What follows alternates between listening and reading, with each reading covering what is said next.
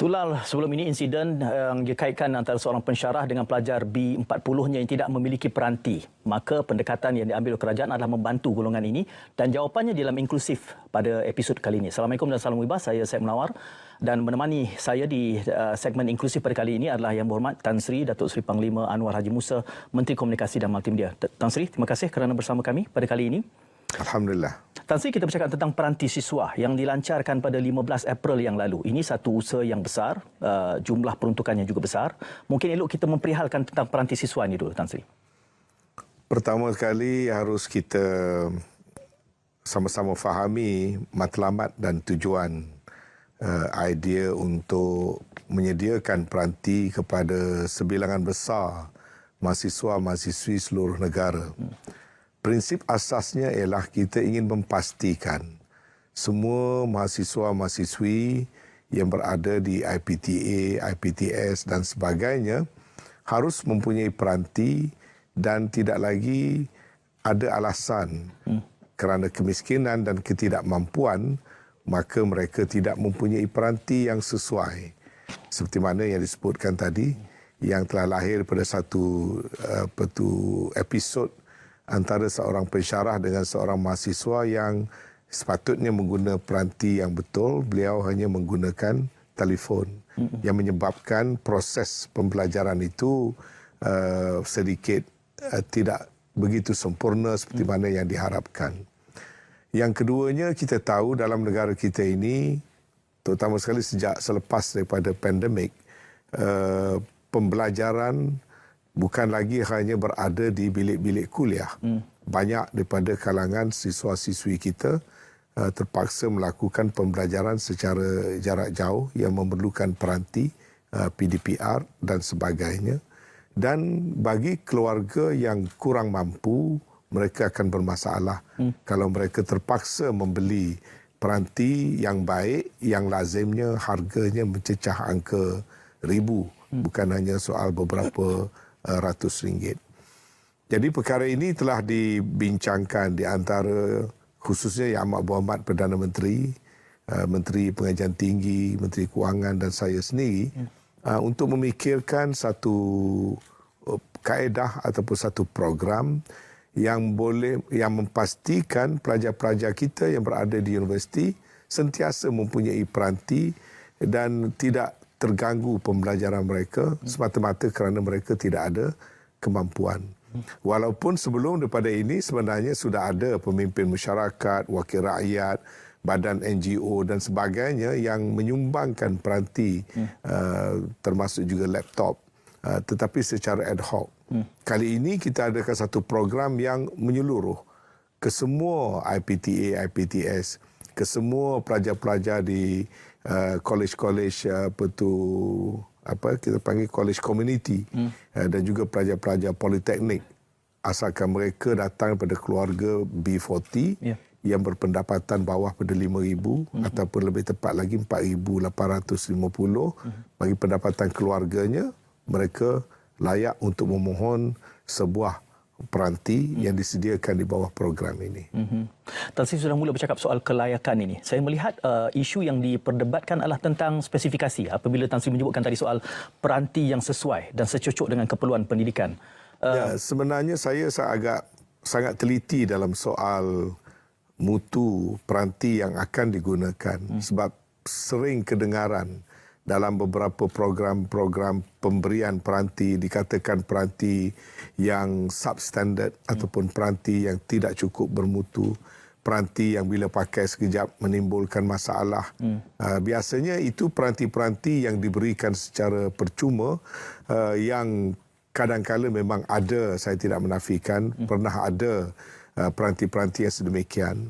Dan berdasarkan kepada pengalaman itulah kita ingin memastikan program peranti siswa membekalkan peranti yang bermutu tinggi, peranti yang mana mahasiswa dapat melihatnya, yang berada di dalam pasaran, bukan yang bersifat OEM ataupun dibuat spesifik untuk program tertentu yang biasanya cuba dilakukan dengan secara kos yang sangat rendah, yang murah. Dan itu menjadi satu prasyarat. Sebab itu sebelum program ini dilaksanakan, kita telah merujuk kepada beberapa jawatan kuasa untuk memberikan nasihat kepada KCOM tentang spesifikasinya. Kita telah merujuk kepada jawatan kuasa pemandu ICT yang memang sedia ada dalam kerajaan. Kita juga telah merujuk kepada jawatan kuasa teknikal spesifikasi ICT kerajaan.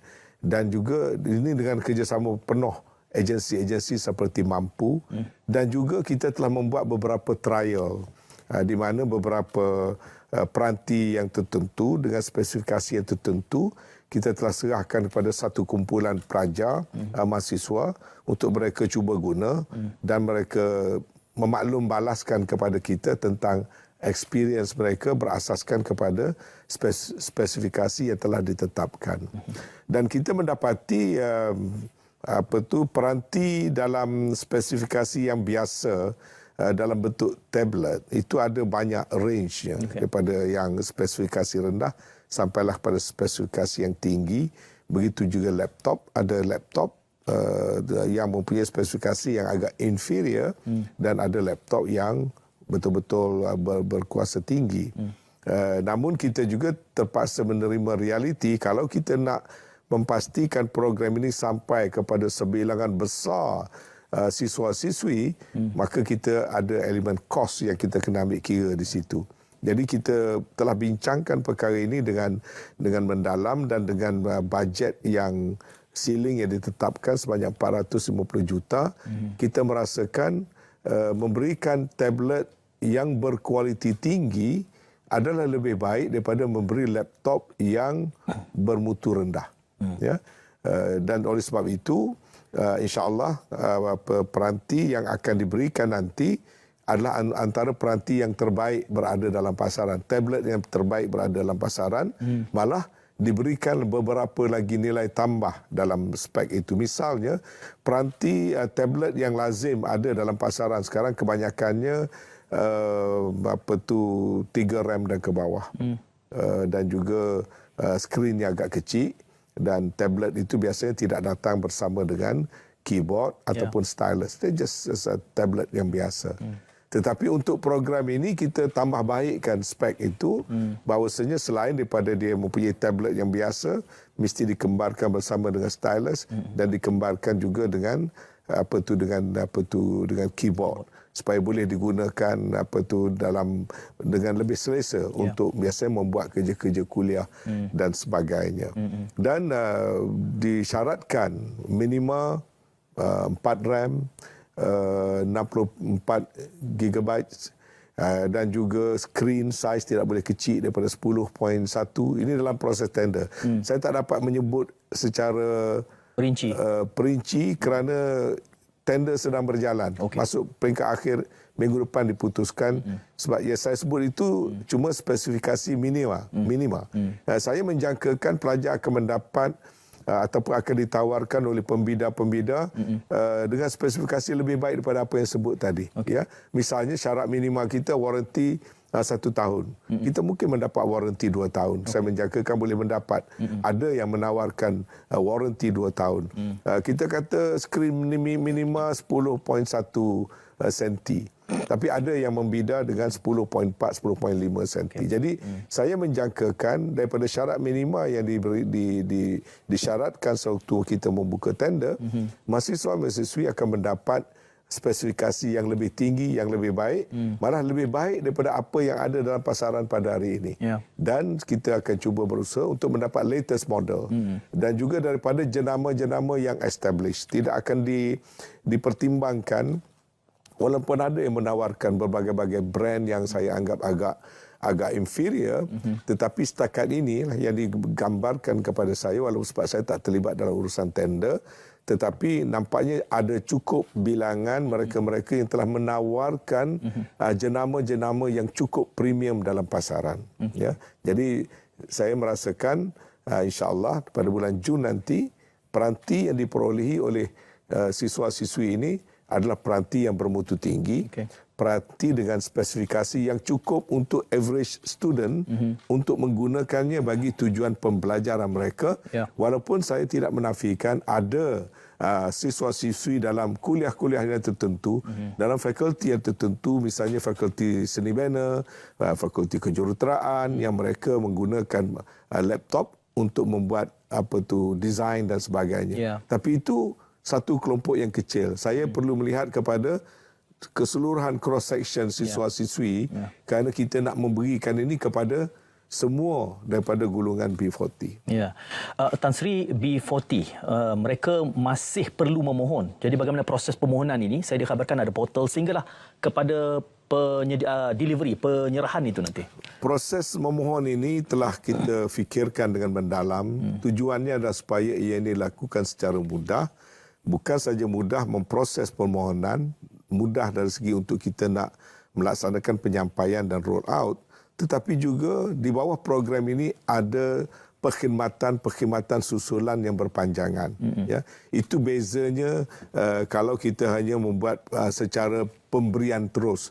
Sebab asalnya dulu dicadangkan pelajar pergi kepada telco, mereka memberikan bukti yang mereka golongan B40, mereka confirm sebagai mahasiswa, mereka ambil peranti yang tertentu, syarikat telco akan membuat claim kepada kerajaan.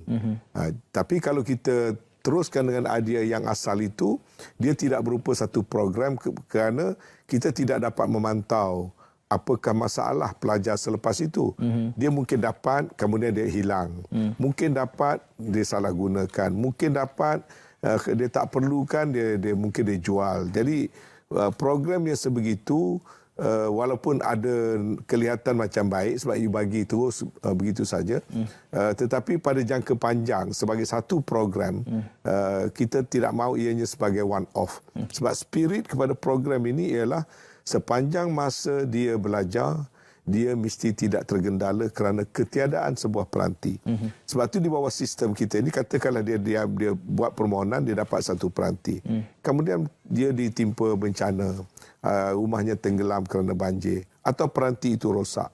Dia boleh mendapatkan serta-merta peranti gantian supaya pembelajarannya tidak terganggu. Tapi kalau kita berikan terus, lepas itu mana apa-apa berlaku adalah menjadi tanggungjawab mereka sendiri. Tetapi masalah mereka akan tetap timbul kerana mereka ketiadaan peranti setelah mereka mendapat sebuah peranti yang diberikan. Jadi ini semua telah kita kaji supaya program ini berkesinambungan. Yang keduanya kita memikirkan kalau kita buat one off, sebagai satu pemberian one off tahun ini, bagaimana tahun depan? Bagaimana tahun selanjutnya? Akan ada lagi golongan B40 yang baru masuk ke universiti dan sebagainya. Sementara kaedah yang kita perkenalkan sekarang ada continuity-nya dan kita boleh meneruskan untuk beberapa tahun, sementara kita akan membuat kajian, penelitian, keberkesanan program, boleh dibuat penambahbaikan, dan begitu juga kita mungkin, saya kata mungkin boleh perluaskan kategori orang-orang yang boleh menerimanya. Saya sudah pun mendapat pengesyoran daripada Mesyuarat Jemaah Menteri supaya melihat juga kepada institusi di bawah kementerian lain. Pada masa ini KCOM mengambil pelajar yang di bawah kelolaan Kementerian Pengajian Tinggi. Tapi ada pelajar-pelajar misalnya di Institut Pendidikan Guru di bawah Kementerian Pendidikan Malaysia yang juga membuat program diploma dan juga ijazah. Dan saya rasa kita bersedia untuk membuat penelitian setelah kita membuka permohonan. Kalau kita ada kapasiti, kita bersedia memperluaskan kepada kumpulan-kumpulan yang lain. Jadi itu advantage-nya kita menggunakan konsep guna pakai, dan pelajar yang memiliki peranti sewaktu mereka belajar, mereka ada rasa tanggungjawab untuk menjaga aset itu. Mereka juga diberikan kemudahan kalau aset-aset berkenaan rosak, hilang dan sebagainya, mereka masih berhak untuk mendapat peranti-peranti yang lain sebagai ganti. Tan Sri, kini kita sudah pun melancarkan portal je. Dan bilakah jangkaan penyerahan yang pertama boleh dilakukan? Ya, kita mulai pada 15 hari bulan April, iaitu bermula daripada jam 8 pagi, portal dibuka. Kemudian permohonan setakat apa yang saya monitor sangat ramai. Dan portal itu akan terus dibuka sehingga satu tempoh yang kita akan beritahu kelak. Sementara itu setiap hari kita akan pantau berapa banyak permohonan yang masuk, kerana itu perlu diselaraskan dengan perolehan, dengan delivery peranti-peranti oleh pembida yang dipilih oleh Kementerian Keuangan. Kemudian roll out-nya, kita telah tetapkan date pertama untuk roll out fasa pertama, iaitu dalam bulan Jun. Mungkin sekitar minggu kedua bulan Jun, tertakluk kepada delivery daripada pembida-pembida yang dipilih. Jadi timeline itu sudah ada, dan selepas kita membuat roll out fasa yang pertama berdasarkan pada mungkin permohonan dalam tempoh 30 hari portal dibuka sebagai prioriti, kita akan memproses pula fasa yang kedua. Jadi roll out yang kedua itu dijangka pada bulan Ogos, iaitu kira-kira 60 hari selepas roll out yang pertama. Itu untuk mereka yang lewat memohon dan juga kes-kes di mana mereka yang tercicir pada senarai dan juga kes-kes rayuan yang kita perlu memproses satu persatu. Jadi timeline ini telah pun kita tetapkan, KCOM tetapkan, dan kita harap ianya dapat kita penuhi. Walaupun ada cabaran-cabaran tertentu, misalnya proses tender agak complicated, memakan masa yang lebih sikit. Proses delivery-nya nanti, sebab saya percaya peranti itu tak berada dalam negara sekarang ini. Dengan jumlah yang besar begitu, sudah tentu dia perlu didatangkan daripada manufacturer. Mungkin daripada Korea ataupun daripada mana. Jadi itu akan memakan masa dari segi logistik. Tetapi tempoh yang kita berikan itu kita merasakan boleh dipenuhi. Jangkaan 350,000 penerima. Pesan terakhir Tan Sri kepada bakal penerima peranti ini, apa nasihat dalam keadaan mereka sebenarnya meminjam peranti ini sebelum diwariskan? Sebenarnya bukan meminjam, ya. Kita memberikan guna pakai selama mana, sebab keperluannya adalah untuk belajar. Dan kita memberi jaminan selama mereka belajar, mereka ada akses untuk mendapatkan peranti secara percuma.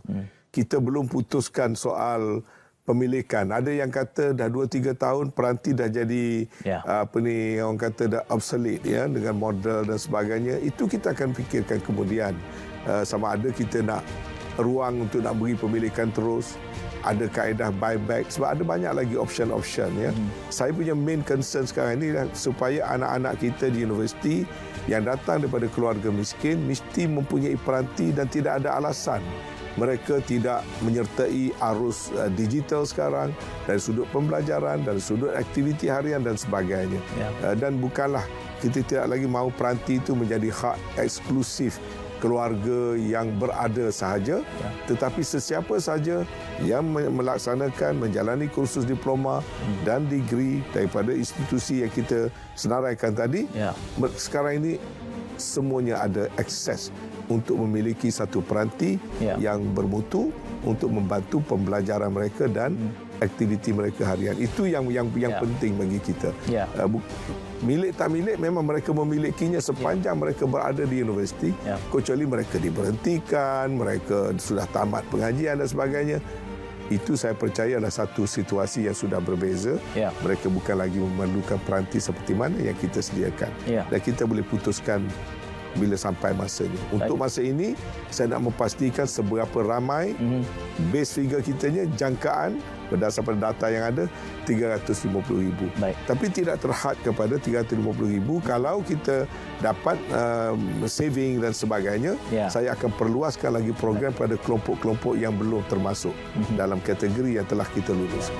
Sekaligus saya menjangkakan akan lebih banyak kenyataan yang dikeluarkan dari pihak Saya rasa perlu daripada semasa ke semasa, kerana ini satu program yang baru dan tidak pernah dilaksanakan sebelum pada ini dalam negara kita, dan tidak ada negara rasanya setakat ini yang membuat program sebesar ini. Jadi maklumat-maklumat akan terus disampaikan daripada semasa ke semasa. Terima kasih Tan Sri kerana bersama Inklusif pada kali ini, dan manfaat kepada penerima harus disyukuri. Mudah-mudahan ia bermanfaat dan membantu pembelajaran. Kita jumpa lagi dalam kesempatan Inklusif akan datang, insya-Allah. Assalamualaikum dan salam muhibah.